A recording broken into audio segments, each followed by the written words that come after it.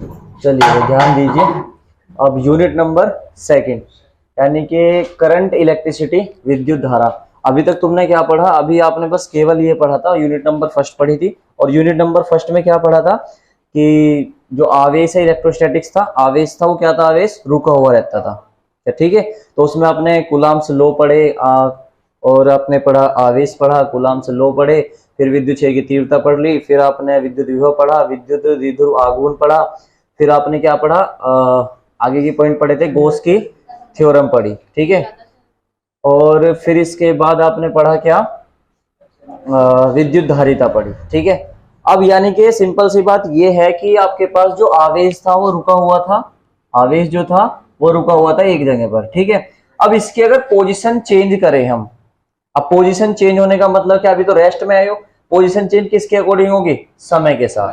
ठीक है, तो इस आवेश को समय के साथ चेंज कर दीजिए तो वो बन जाएगी करंट। क्योंकि जाहिर सी बात है, अगर आवेश समय के साथ चलना स्टार्ट कर देगा तो वो क्या फ्लो करना स्टार्ट करेगा? विद्युत धारा।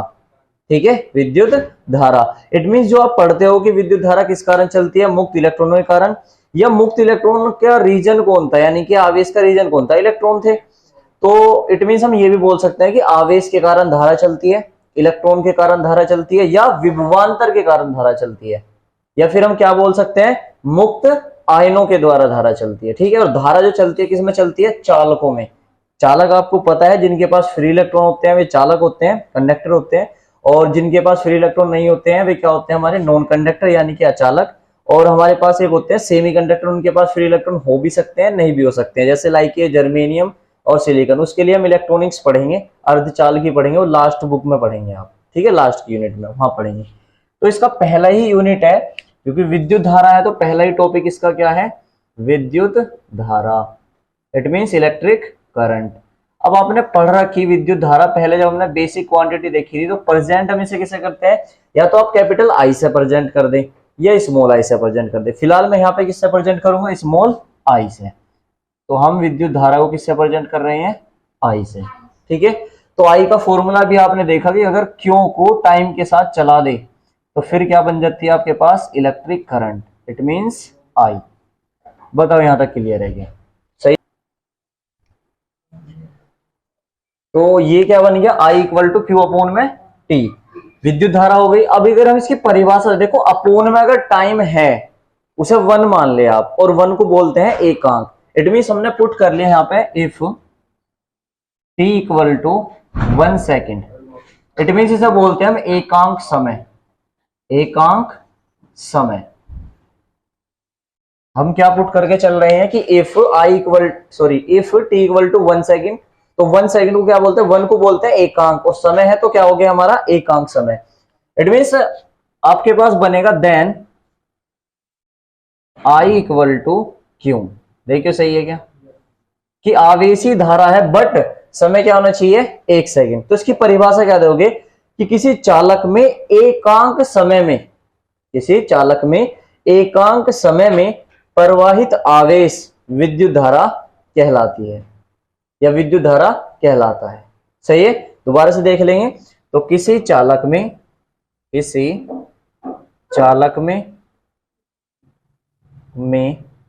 एकांक समय में, एकांक समय में प्रवाहित, क्योंकि प्रवाहित तो कर रहे हैं हम, प्रवाहित यानी कि बहना, प्रवाहित आवेश किसे फ्लो करा रहे हैं आप? आवेश को।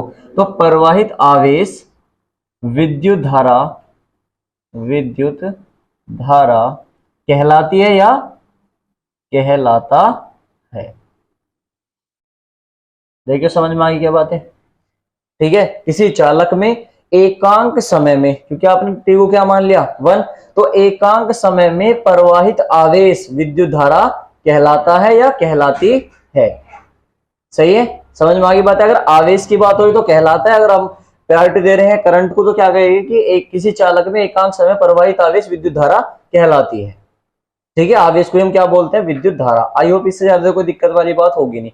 अगर आपको फिर भी कुछ नहीं समझ में आता है तो मैंने दूसरी डेफिनेशन हमेशा बता के चलता हूं, I equal to Q upon T है, ratio of the charge and time is called electric current. या आप ये बोल सकते हो क्या कि किसी वस्तु में प्रवाहित आवेश व समय के अनुपात को, भाग को क्या बोलते हैं हम, अनुपात, के अनुपात को विद्युत धारा I कहते हैं।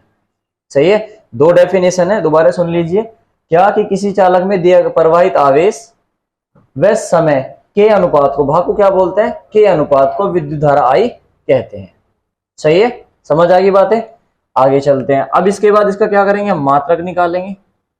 तो मात्रक निकालने के लिए क्या चलना पड़ेगा, I equal to Q upon में टी। अब आपने पढ़ रखा क्यू का मात्रक क्या होता है, कूलाम, सी, टी का क्या होता है, सेकंड। बट आपने ये पहले ही देखा जा चुका है कि जब हमने बेसिक क्वांटिटी देखी थी तो ये क्या थी आपके पास, मूल राशि थी, बेसिक क्वांटिटी यानी कि विद्युत धारा। और विद्युत धारा का जो खोज करी थी, इन्वेंटर किया था, वो किसने किया था, एम्पियर ने किया था। तो उसके सम्मान में कूलाम अपॉन सेकंड को क्या बोल देते हैं हम, एम्पियर बोल देते हैं, शॉर्ट में लिख देते हैं हम एम्पियर, यानी कि एम्पियर, इसी को क्या नाम बोल देते हैं हम, एम्पियर बोलते हैं।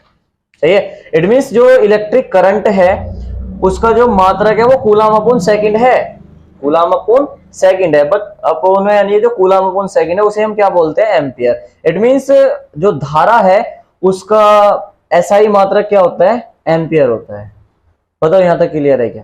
सही है, इसके बाद हम क्या करते हैं, विमेय सूत्र की बात करते हैं।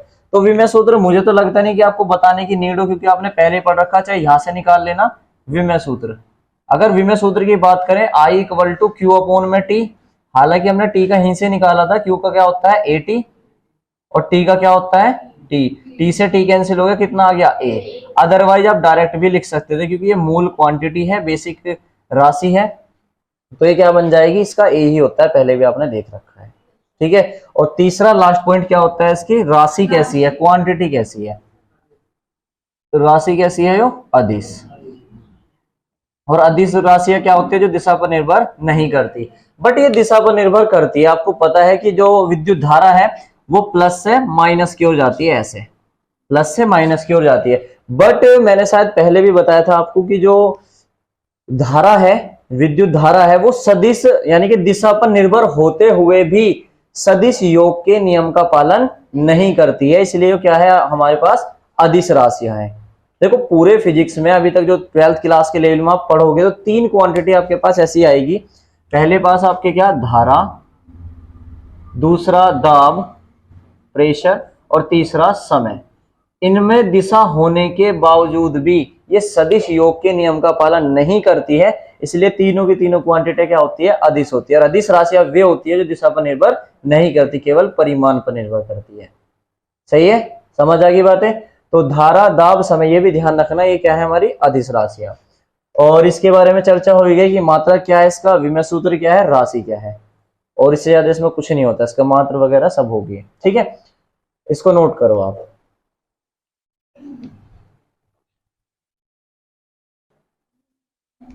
देखो 1 एम्पियर की डेफिनेशन यानी कि 1 एम्पियर की परिभाषा सेम उससे बनानी, हमने पढ़ा भी क्या कि Q इक्वल टू क्या होता है आपके पास,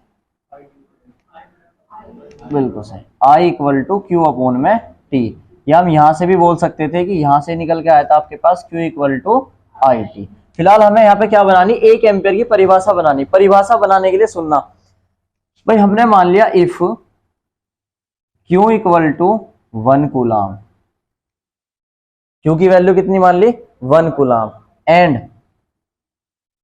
T equal to 1 second, Q की वैल्यू 1 कूलाम मान ली, T equal to 1 second, then तब I इक्वल टू, इसकी वैल्यू 1 है, T की वैल्यू 1 है, 1 से 1 कैंसिल हो गया, कितना आ गया 1। सही है, और 1 इसका मात्रक क्या होता है, एम्पियर। अब इसकी डेफिनेशन देनी तुम्हें, 1 एम्पियर तो आ गया, डेफिनेशन देनी, इफ यदि किसी चालक में 1 कूलाम आवेश, किसी चालक में 1 कूलाम आवेश 1 सेकंड में प्रवाहित हो तो चालक में 1 एम्पियर की धारा होती है। समझ में आ रही बात है, दोबारा समझ लीजिए कि किसी चालक में 1 कूलाम आवेश एकांक समय में या 1 सेकंड में प्रवाहित होता है तो चालक की धारा 1 एम्पियर कहलाती है। रटना नहीं है, अलग अलग डेफिनेशन हो सकती है हर बार, बस आपको यह समझना कि आपने मान लिया कि किसी चालक में 1 कूलाम आवेश 1 सेकंड में प्रवाहित हो तो चालक की धारा 1 एम्पियर कहलाती है। सही है, तो लिखेंगे डेफिनेशन, यदि किसी, बनाओ साथ साथ बनाओ, यदि किसी चालक में 1 कूलाम आवेश 1 सेकंड में प्रवाहित हो तो चालक की धारा 1 एम्पियर कहलाती है या होती है? कहलाती है। देखिए समझ में आ गई क्या बात है? सही है कि किसी चालक में 1 कूलाम आवेश 1 सेकंड में प्रवाहित हो तो चालक की धारा 1 एम्पियर कहलाती है। बहुत ज्यादा पूछने को आता है, सब कुछ लिखना पड़ेगा आपको। अब ऐसे नहीं अगर एग्जाम में आपके पास आ गया कि 1 एम्पियर की परिभाषा लिखो, केवल परिभाषा लिख के छोड़ दो, नहीं, आपको ये भी समझना पड़ेगा कि 1 एम्पियर होता क्या है। सही है,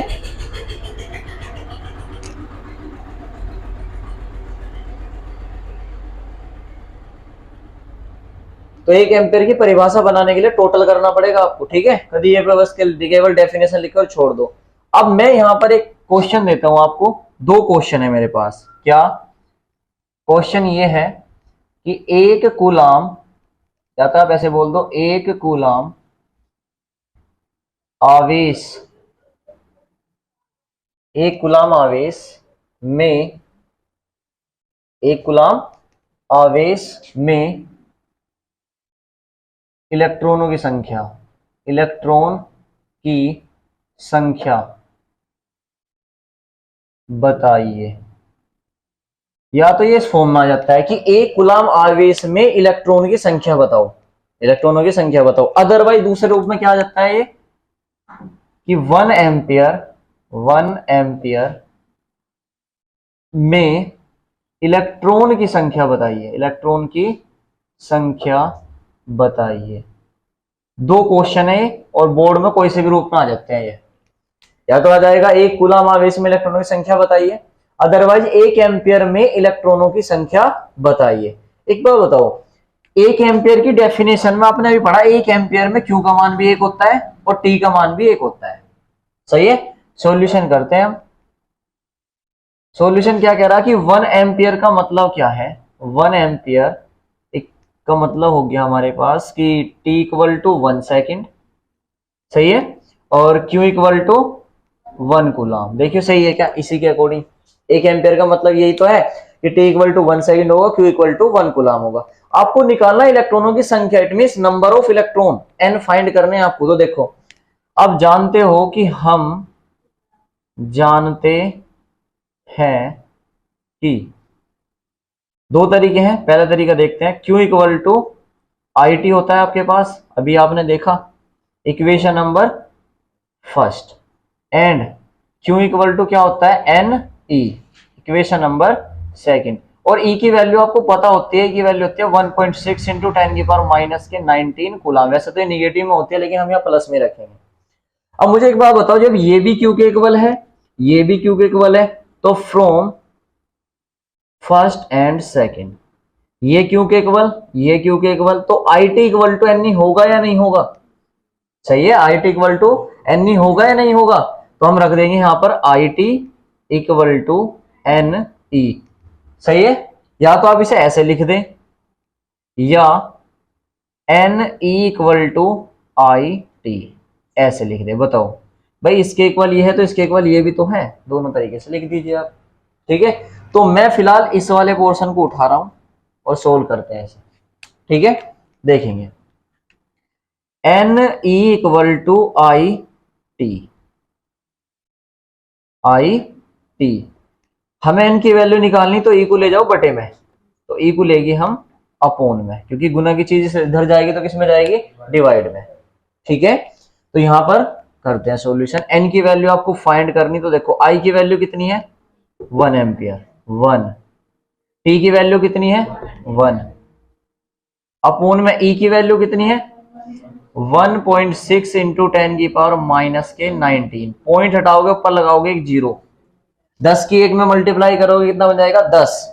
इट मीन्स आपके पास बना 10/16 और 10 की पावर 19 ऊपर ले जाओगे तो प्लस के 19। सही है। क्या मैं इस 19 को ऐसे लिख सकता हूं, ध्यान देना बेटे, इधर कर देते हैं हम, n इक्वल टू ये 10/16 और इंटू में 10 की पावर 19 है ना ये, तो 10 इंटू 10 की पावर 18 लिख सकता हूं, 10 इंटू 10 की पावर 18। अगर हम यहां बात करें तो 10 की 10 में मल्टीप्लाई करोगे क्या बनेगा 100/16 इंटू 10 की पावर 18। 16 से 100 को डिवाइड करोगे तो कितना आ जाएगा, 16 सिक्कम 2.5 आएगा। सही कह रहे हैं आप, 6.25 इंटू 10 की पावर 18। और आपके पास क्या निकल गया है, नंबर ऑफ इलेक्ट्रॉन, इसका कोई मात्रक नहीं होता। तो या तो आप यहीं छोड़ दो इसको, ठीक है। अदरवाइज अगर आपको निकालना भी है मात्रक यहां से, तो देखो आई का होता है एम्पियर, अगर कभी कभी पूछने को आ जाए इसका मात्रक, ठीक है, कभी अगर पूछने को आ जाए कि हाँ यहाँ पे मात्रक दे रखा, तो अदरवाइज वैसे तो इनका कोई मात्रक होता है, लेकिन अगर फॉर्मूले के अकॉर्डिंग चले तो 6.25 इंटू 10 की पावर 18 इंटू, देखो आई का मात्रक क्या होता है एम्पियर, टी का क्या होता है सेकंड, अपॉन में कूलम। ये भी कभी कभी लिखा जाता है कि सिद्ध कीजिए।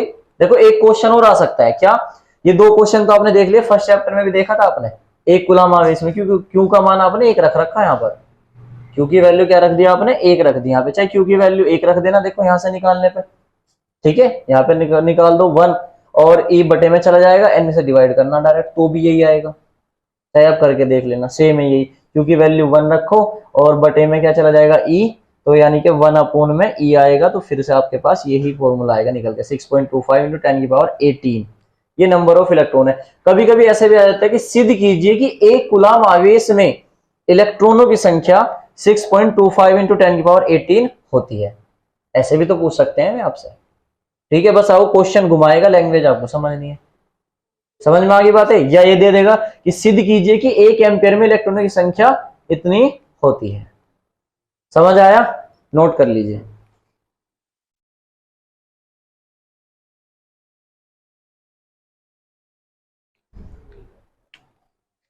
तो नेक्स्ट टॉपिक क्या है तुम्हारा, धारा घनत्व। और धारा घनत्व जो होता है सब बोलते हैं करंट डेंसिटी, घनत्व क्या बोलते हैं density, it means current density. और करंट डेंसिटी को फिलहाल यहां पे हम प्रेजेंट कर रहे हैं किससे, जे से, सही है। अब देखो एक चीज ध्यान रखना, जब भी हमें किसी का घनत्व निकालना हो उसके अनुप्रस्थ काट के क्षेत्रफल से उसे डिवाइड कर दो।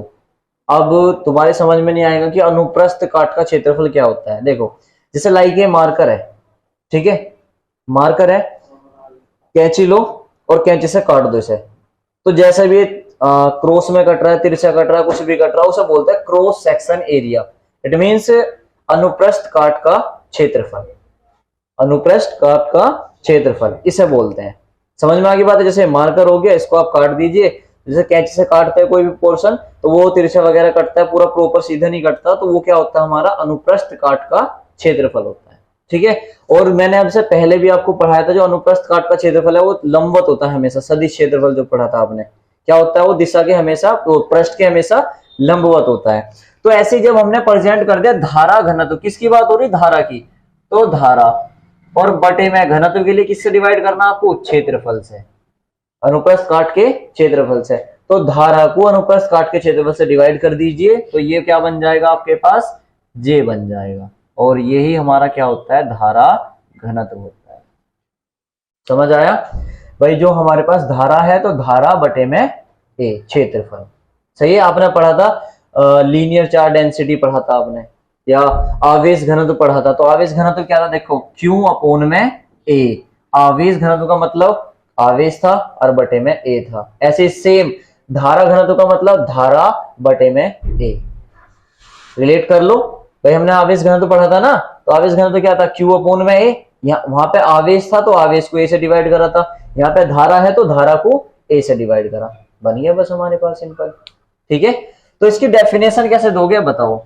अब ये अनुपात में है तो या तो अनुपात दे दो सीधा कि क्या, किसी चालक में प्रवाहित धारा व अनुप्रस्थ काट के क्षेत्रफल, भाग को क्या बोलते हैं, अनुपात, कि किसी चालक में प्रवाहित धारा व अनुप्रस्थ काट का क्षेत्रफल A के अनुपात को धारा घनत्व कहते हैं।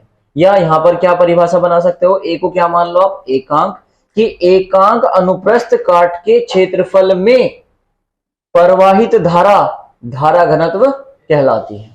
दो तरीके हैं, दो में से दोनों तरीके जोन से आपको सुटेबल लगे वो कर ले। तो मैं केवल एक तरीका लिखवा रहा हूं आपको, दूसरा तरीका आप स्वयं लिख सकते हैं। तो लिखेंगे किसी चालक में प्रवाहित धारा तथा अनुप्रस्थ काट के क्षेत्रफल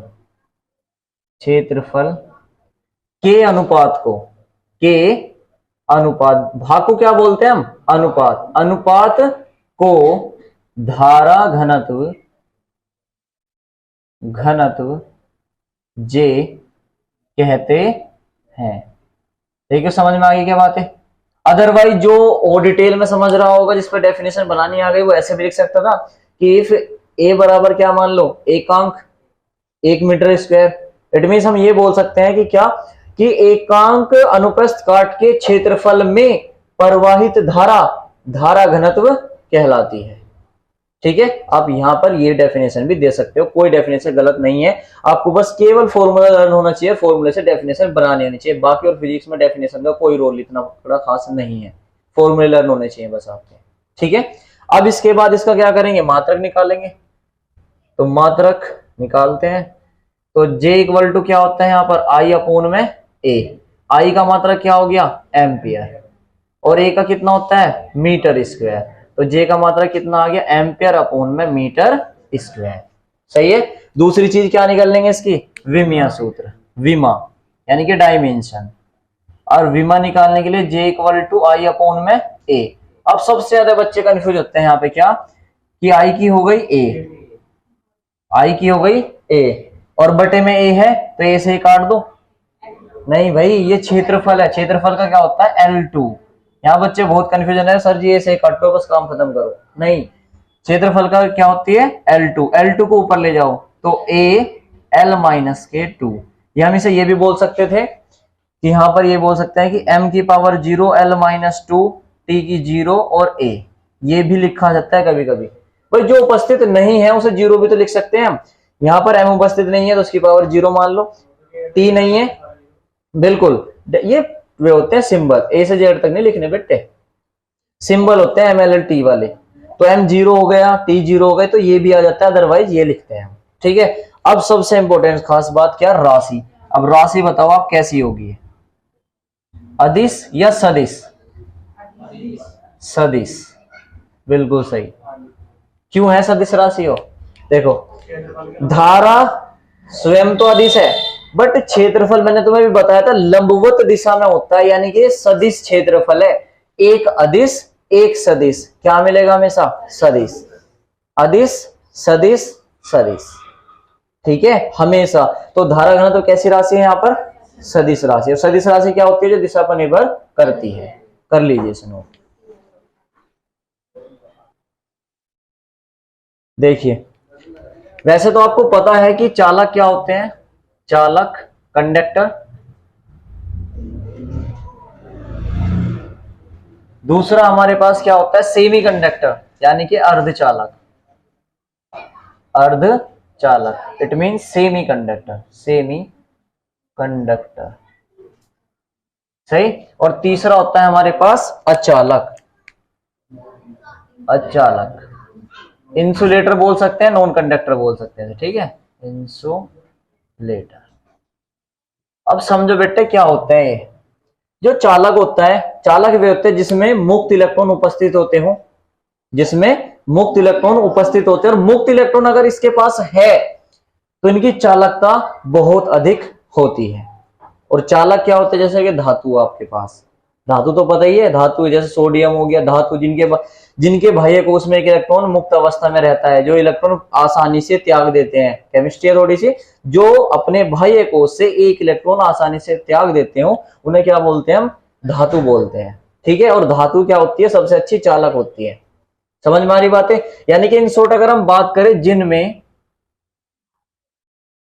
अधिक संख्या में, ऐसे बोल सकते हैं, जिनमें मुक्त इलेक्ट्रॉन की संख्या अधिक होती है, अधिक होती है। तुम्हारी डेफिनेशन में ही बोल सकते हैं, चालक सर्वे होते हैं जो करंट मारते हैं, जिनमें आवेश प्रवाहित होता है, जिसमें धारा प्रवाहित होती है।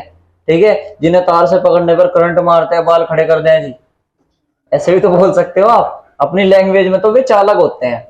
ठीक है, या इनकी जो चालकता है बहुत अधिक होती है, ऐसे बोल सकते हैं, जिनकी चालकता बहुत अधिक होती है। इट मीन्स कंडक्टर की कंडक्टिविटी हाई होती है, बहुत वेरी हाई होती है। अगर हम बात करें अचालक की, तो इनमें मुक्त इलेक्ट्रॉन होते नहीं है, इनमें मुक्त इलेक्ट्रॉन नहीं होते हैं, नहीं होते हैं। या हम ये भी बोल सकते हैं कि चालकता नहीं होती, बिल्कुल खत्म होती है। ठीक है, या इनकी चालकता बहुत कम, लगभग शून्य होती है। इट मीन्स लगभग शून्य ही होती है, बहुत कम का मतलब शून्य होती है, चलते ही नहीं है। क्या चलना चाहेगा? नहीं, मैं नहीं चलने का, बिल्कुल अपाहिज है, बिल्कुल कंधे पे उठा के नहीं जा सकते से भाई साहब। ये भाई साहब बढ़िया चले। अब अर्धचालक है इनके बीच की कड़ी, इसलिए मैंने बीच में लिखा, जिनकी चालकता चालकों से तो कम और अचालकों से ज्यादा होती है, वे अर्धचालक होते हैं। इनमें मुक्त इलेक्ट्रॉन होते हैं पर अधिक मात्रा में नहीं होते। ये चल भी सकते हैं, नहीं भी चल सकते हैं। इट मीन्स हम ये बोल सकते हैं, ये बीच का है, कहते हैं ना, ये चल भी सके नहीं भी। इट मीन्स ये बोलेंगे कि इनकी चालकता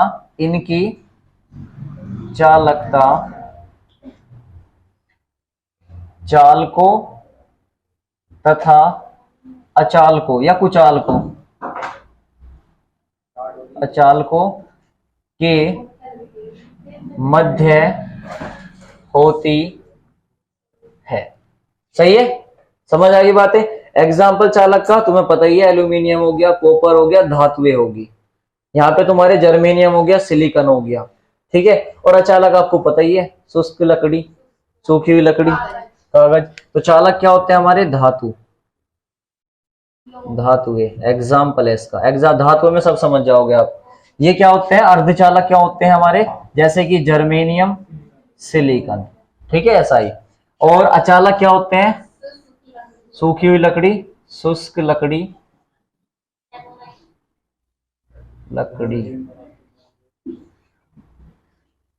लकड़ी लिखा गया, लड़की, शुष्क लकड़ी, और कागज, और अदर भी हो सकते हैं, एक्सेट्रा। अब यहां मेरे क्वेश्चन है कि सर ये मुक्त इलेक्ट्रॉन क्या होते हैं? मेन चीज क्या है हमारे पास कि मुक्त इलेक्ट्रॉन क्या है। देखो सुनो, मुक्त इलेक्ट्रॉन क्या होते हैं। हमें एक चीज पता है कि हमारे पास क्या होता है, नाभिक होता है, नाभिक। और नाभिक क्या होता है? स्ट्रॉन्ग न्यूक्लियर फोर्स, यानी कि प्रबल नाभिकीय बल। और इसके अंदर कौन कौन होता है? प्रोटॉन और प्लस न्यूट्रॉन। अब न्यूट्रॉन तो न्यूट्रल है, उदासीन है, ये अपने आप किसी को नहीं खींचता। बट इसके चारों ओर विभिन्न कक्षाओं में कौन घूमते रहते हैं? इलेक्ट्रॉन। समझना बेटे बात को, ये किसकी पास वाली कक्षा में इलेक्ट्रॉन घूम रहे हैं, ये इसकी पास वाली कक्षा में इलेक्ट्रॉन घूम रहे हैं, ये इसकी पास वाली कक्षा में। ठीक है, ये थोड़ा सा और दूर चले गए, ये सिलिकॉन को भी घेर लिया इसने, तो जर्मेनियम और सिलिकॉन। देखो सिलिकॉन रेत होता है तुम्हारा। अब यहां पे बात आ गई, देखो मुझे एक बात बताओ, माइनस और पॉजिटिव में क्या होता है हमारे पास? अट्रैक्शन होता है, पक्की बात है। ये प्लस है, स्ट्रॉन्ग न्यूक्लियर फोर्स है, पावरफुल, और ये इसके पास वाला इलेक्ट्रॉन है। तो जाहिर सी बात है ये इस पे स्ट्रॉन्ग फोर्स लगाएगा नहीं लगाएगा, यो जाना चाहेगा बाहर लेकिन क्या कहेगा, जाने नहीं देंगे तुझे, क्योंकि तू तो पास है मेरे, तुझे कैसे छोड़ दूं। भाई जाहिर सी बात है, यो पॉजिटिव है यो निगेटिव है, तुझे बिल्कुल स्ट्रॉन्ग न्यूक्लियर फोर्स से पकड़ो रखेगा। ये थोड़ा सा दूर है, पकड़ के तुझे भी रखेगा, जानता तुझे मिल देने का, क्योंकि जाहिर सी बात है यार बहुत पावरफुल फोर्स है। बट जैसे जैसे आपके पास ऑर्बिट बढ़ते जा रहे हैं, कक्षा बढ़ती जा रही है, तो ये दूर नहीं होते जा रहे क्या। तो आपको पता कूलाम्स लॉ के अकॉर्डिंग जैसे जैसे दूरी बढ़ती है तो बल कम लगता है, तो इसका बल इस पे ज्यादा है, बहुत ज्यादा, परबलाकर्षण बल इनके बीच में, इसमें थोड़ा सा कम, इस पे और कम, इस पे बहुत कम। तो ये वाला पता क्या कहेगा, तू इनसे खुश रहे, तू मेरे पे गौर ही नहीं देता भाई, पीछे वाले पे कोई गौर ही नहीं कर रहा है यार, तू इन्हीं के पास है, तो फ्री हो जाते हैं मुक्त, क्या लगा मैं चला भी जाऊंगा इस पर कोई फर्क नहीं पड़ने का। तो अपने आप नहीं जाता है, कभी कोई अपने आप छोड़ के जाएगा क्या तुम्हें, कोई दूसरा मिलेगा तभी तो जाएगा। तो इसे क्या मिलता है, बाहर से एनर्जी मिल जाती है और ये बाहर निकल जाता है, अपनी ऑर्बिट से बाहर निकलता है। ऐसे नहीं कि बाहर निकल के दूसरे ऑर्बिट में चला गया, नहीं, ये क्या करेगा, सॉरी ऑर्बिट कह रहा हूं तत्व है, इस वाले को बाहर से एनर्जी मिली तो अपने से उच्च ऊर्जा लेवल में चाहेगा कि भाई मैं बाहर निकलने को तैयार है और दूर जा रहा मैं तो इससे, ये वैसे बात नहीं करता मैं और दूर जा रहा है इससे, सही है। तो बाहर से जब हम एनर्जी देते हैं तो ये क्या करता है, अपने ऑर्बिट से अपनी कक्षा से उच्च कक्षा में चला जाता है और ये एक तरह से मुक्त इलेक्ट्रॉन हो जाते हैं इसके प्रति। तो बाहर वाली कक्षाओं के ही इलेक्ट्रॉनों को बोलते हैं मुक्त इलेक्ट्रॉन, कि ये इसके कंपैरिजन मुक्त है, कि तू मेरे पे ध्यान नहीं देता, मेरे पे आकर्षण प्रतिकर्षण बल कम है तो मैं बाहर निकल सकता हूं। तो इन इलेक्ट्रॉनों को बोलते हैं मुक्त इलेक्ट्रॉन, और ये सबसे ज्यादा किसमें होते हैं, धातुओं में, ठीक है। अगर हम सबसे चालकता अधिक की बात करें तो सबसे अधिक चालक वाले तत्व कौन कौन से होते हैं हमारे पास, एल्यूमिनियम, एल्यूमिनियम होता है सबसे ज्यादा, ठीक है। फिर उसके बाद कौन होता है, कॉपर, कॉपर, और फिर गोल्ड, और फिर हमारे पास क्या, एल्यूमिनियम, अरे एल्यूमिनियम दोबारा आ गया, सिल्वर था ये, सॉरी, एजी, चांदी और एल्यूमिनियम। अब सबसे अधिक चालकता किसकी होती है हमारे पास, सिल्वर की, फिर कॉपर की, फिर गोल्ड की, और फिर इसकी। इट मीन सबसे अधिक चालकता वाला तत्व है ये कौन, चांदी। अब चांदी के वायर बनाए ना जाते, चांदी भी चुरा के ले जाएंगे नहीं तो, ठीक है। पता लगा बिजली वाले तारों में क्या चांदी के बना दे तो काटते फिर रहे इतने इतने टुकड़े, ठीक है, करोड़पति हो जाएंगे। और गोल्ड के भी बनते तो कॉपर और एल्यूमिनियम के बनाते हैं। तो सबसे अधिक चालकता वाला तत्व कौन सा है हमारा, एजी यानी कि सिल्वर। तो हम इसे लिख सकते हैं कि सबसे अधिक चालकता वाले तत्व, ठीक है। और जिसकी चालकता अधिक होती है उसकी रेजिस्टेंस यानी प्रतिरोधकता कम होती है, वो हम नेक्स्ट उसमें पढ़ाएंगे, इन्हें नोट कर लो।